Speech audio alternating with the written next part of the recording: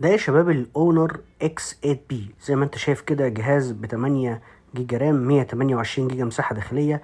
الحقيقة ماسكة الجهاز بريميوم جدا، ماسكة محترمة، تحس ان انت ماسك يعني حاجة قيمة جدا مع شكل الاربع كاميرات. ده مايك عزل وضوء من فوق.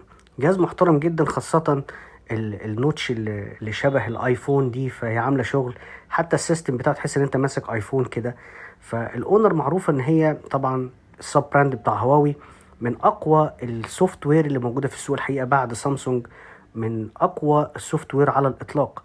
آه بس عيب الجهاز ده يعني من وجهة نظر ان هو البروسيسور بتاعه سناب دراجون 680 مع 8 رام. يعني البروسيسور قديم حبتين، لكن بيديك اداء مختلف عن ان انت لو حطيت البروسيسور ده في اي حاجة تانية. ليه؟ بسبب قوة السوفت وير. زي ما قلت لكم، جهاز محترم جدا يستاهل سعره بسبب السوفت وير.